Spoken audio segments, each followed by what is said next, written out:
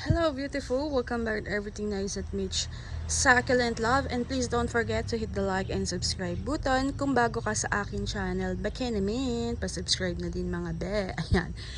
So wag niyo din kalimutan i-follow ang aking social page, Nurse Plantita Mitch, for FB Everything Nice at Mitch, for IG and Threads, and for TikTok Nurse Mitch. I also have, alam ko meron akong TikTok na Everything Nice at Mitch. Hindi ko lang na a-uploadan. Alam kong gumawa ako. So anyway, let's go and mag-update lang tayo. Good morning nga pala. It's already 6:05. So galing ako nag-walk ako for 30 minutes, then I went to palengke, bumili ako ng galunggong, cucumber at saka ng ano ba yung binili ko? Dragon fruit. Mahal ang dragon fruit dito, 280 kilo. So bumili lang ng 2 peraso. It cost 190. Tsaka at pa ba yung binili ko? Yun lang. So ang mahal na ng bilihin, mahal ang mga gulay, like sitaw 140 dito. Grabe. Ayan. Anyway, let's go here. And na-harvest ko na si root beer. Oo. Parang ang bilis lumaki din talaga ng ng kanyang mga pups. Kasi kaka-harvest ko lang dito and konti lang yung nabuhay. Hindi ko pala na-update yun, no. So sorry sa kabisihan is hindi na makapag-update masyado ng diretso. Ayan. So dati talagang talagang everyday may upload. Pero ngayon madalang na lang din because busy na at may baby na nga din. So one of na pollinate ko is eto sino na nga itich? Si multicolor, pero parang nawala ang laman kasi nakaganyan siya. So matagal na siguro itong nahinog. And let's see, ang dami din yung babies. So nakakatuwa rin, nung pinaghiwalay ko ito ay biglang nag-boom. Naubos na nga yata ang laman. Ay hindi, meron pa. Ayun. Meron pa naman konti. Heist. Ayan. So, asa na tayo?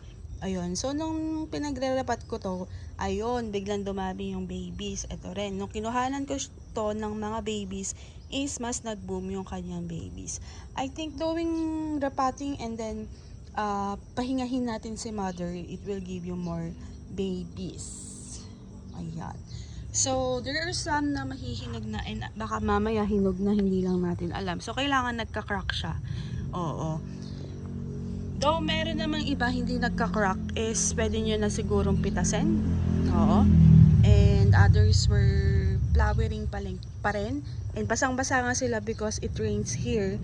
Ayan, tingnan nyo, mula baba. And naka-open lang siya. So,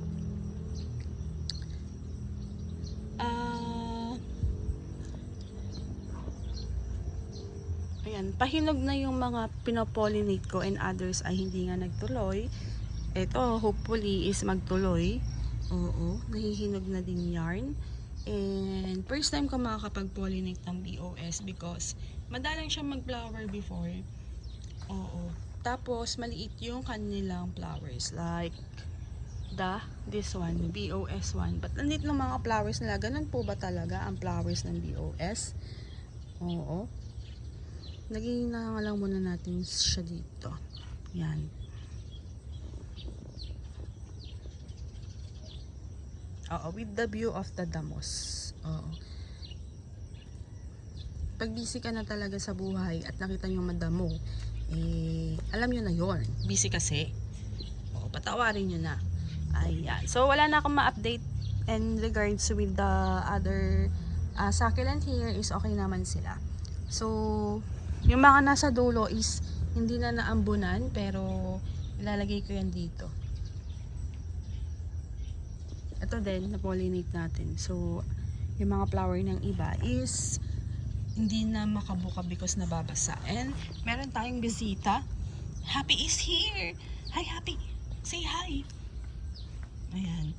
So, siya ang tagapagbantay ng aking mga cactus.